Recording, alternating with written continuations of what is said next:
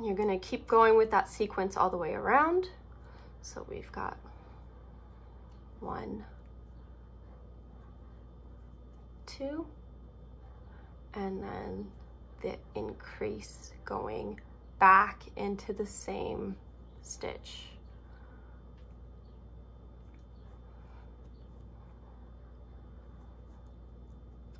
Two, and increase. Going 1 on its own, another one on its own, and then you're increasing 2 in the same stitch. And then we've got the 3 stitches left at the end here. So we've got the 1, 2, and then in that last one, you'll do the increase.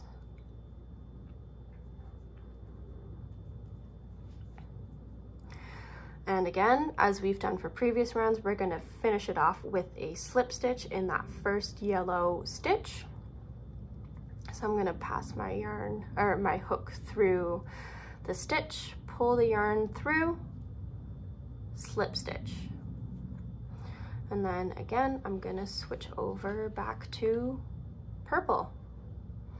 Do my chain 1 to start it off. So it looks like this. So we're repeating that same pattern here. So for this round, we're at 1, 2, 3, 4. We're on the 5th round. It'll be a split of 3. So you're gonna work the first 3 single crochets as you've done, 1 on their own, 2, 3. So we have 3 single crochets that are completely on their own, and then we're going to do the increase, 2 stitches in the same stitch of the previous round. So we can see the 3 that are on their own, and then this is the increase. We've got, and then you'll just keep going around with that same sequence. 1, 2, 3, and then increase. 1, 2. And then you're just gonna keep going all the way around with that. 1, 2, 3, 1, 2, 1, 2. Okay, how about I'll meet you back here at the end where we'll do that slip stitch, and then we'll go on to the 6th round. All right, so I'm back at the end of that round there. I'm gonna do my slip stitch like we've done previously before. I'm gonna drop the purple and pick up the yellow. So yeah, we can see that happening in the back there.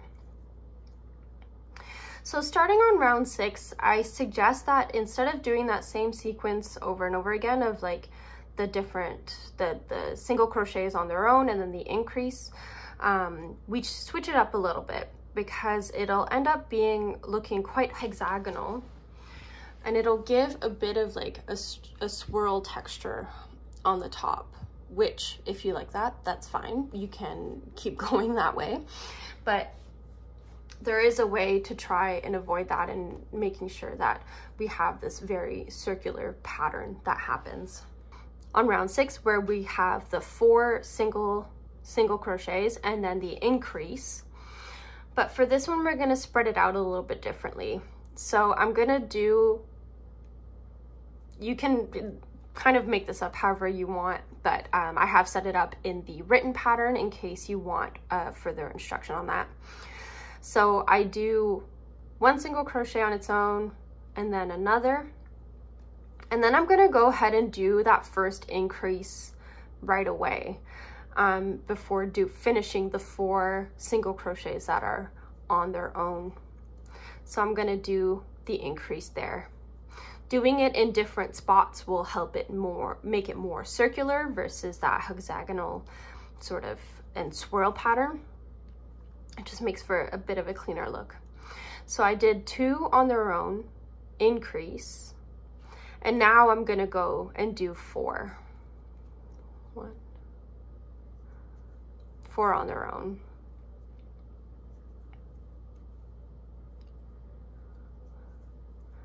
So that's 4, and then we'll do our increase stitch here. And then you've got another 4.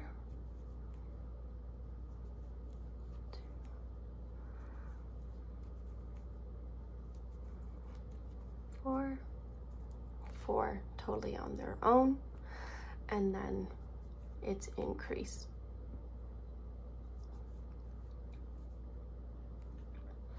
So I'm going to keep going all the way around for this, but then yeah, we'll see what it looks like at the end of the round. All right, so we're nearly at the end of that 6th round where I just worked up 4 single crochets on their own, and then I'll do the increase where I do 1, 2. And since we started with the 2 on their own and then increase, there's going to be 2 left. 2 plus 2 equals 4. We all know that. So you'll just work the last 2 just on their own, and then that is what completes the circle. And then, as before, we do our slip stitch. And I'm gonna do my chain 1 with the purple. So now we're on to round 7. So it just kind of keeps going like this, where each round is gonna have 1 more single crochet on its own in between the increases. But yeah, it's best to, at this point, start spreading out the increases so that you end up with a more circular project versus hexagonal. So we'll do 1 more round here so now we're at the 5 single crochets between the increases. So I did the increase here, so I mean, just to spread it out a little bit, we can do it 1, 2.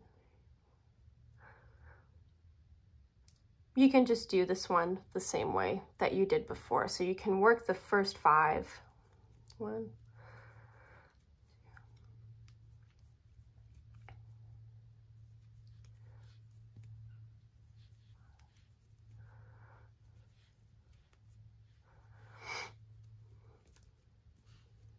where I just did them, sort of like we've been doing from the beginning. So I'll do this round like this, and then I'll show you how I'm gonna set it up for the following round. All right, so I just finished round 7 where I did the 5 single crochets on their own and then increase.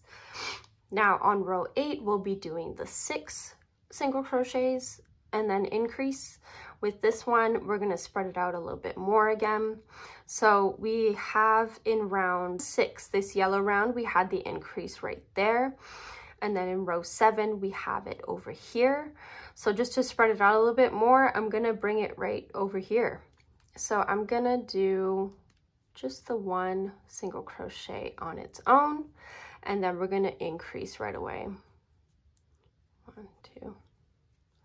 And then we can go back to our sequence of, for this round, it'll be 6. So 1, 2, 3,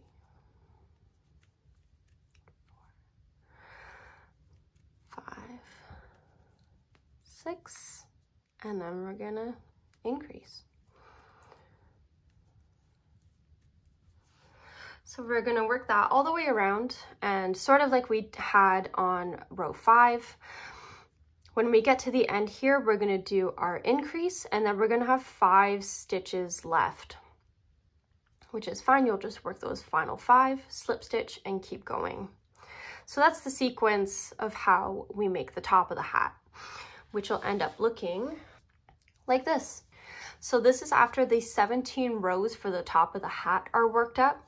So that last row, you'll have 15 single crochets on their own between the increases, and this will give you a nice flat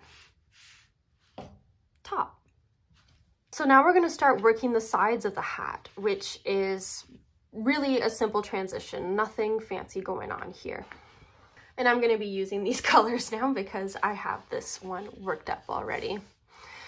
So to start your first round of the side of the hat, you'll just simply, with whatever color you're working with, it's very, very simple.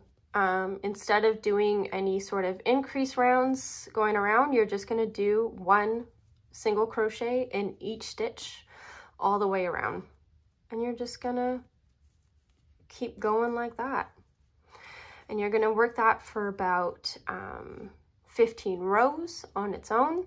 You can switch the colors if you want, or you can keep it solid, but it's really nothing too complicated here. We're not going to be doing any further increases. We're just going to be working around like that, and it'll give us something like this. So it'll curve on its own as you start doing just those rounds without any increases, and it'll give a nice shape like this. We can see the seam that was created here because I was alternating between the red and the pink. On the inside, instead of fastening off, I just carried the yarn over, which creates this little bit of a seam there too, but it's nothing too noticeable, and you can just wear it on the back of your head.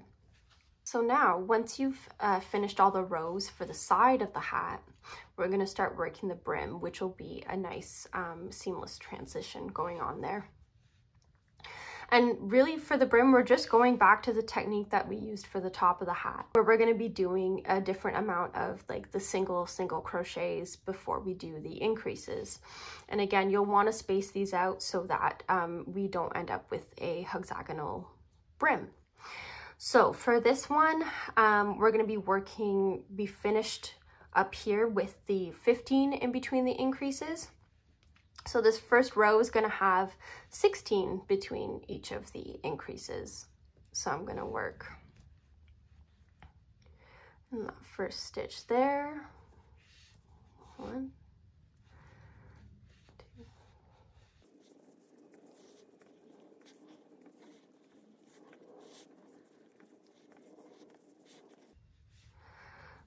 15, 16.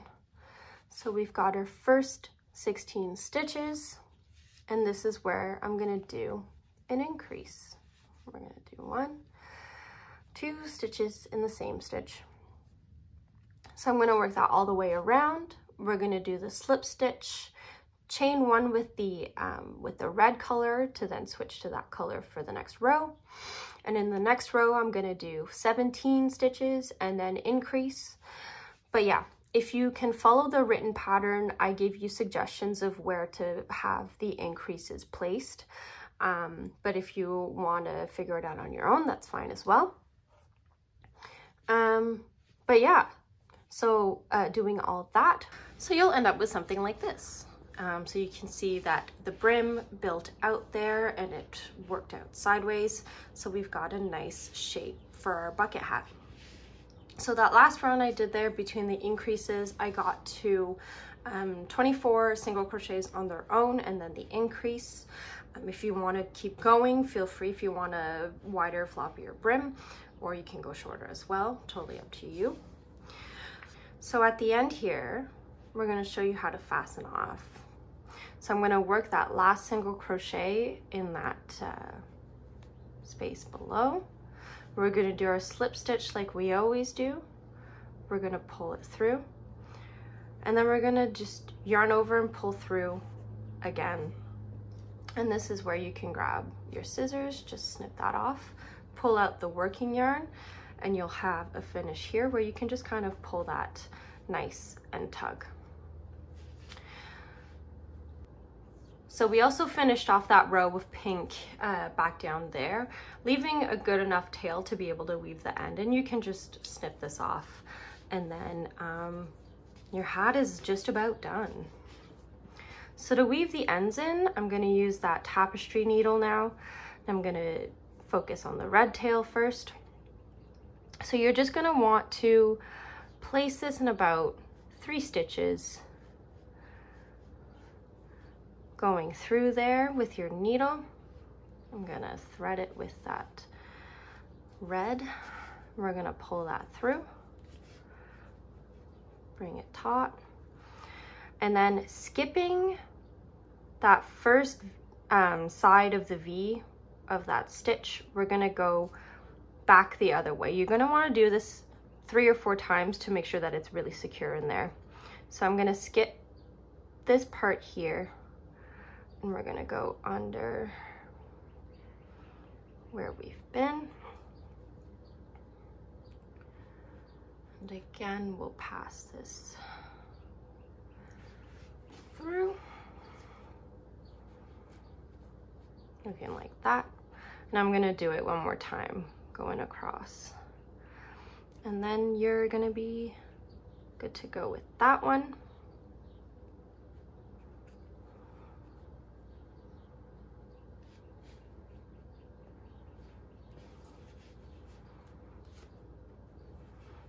And then that one is nice and secure. You can just trim off what's left there and just kind of flatten it out, and you're good there.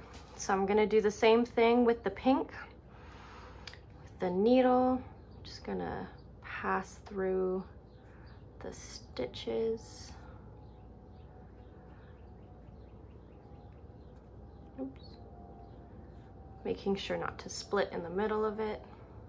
That is also a weaving technique to weave your ends in, so if you want to do that, feel free. It can be a little snug sometimes.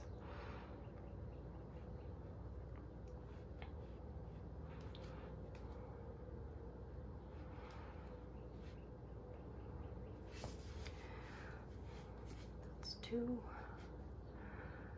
And 3.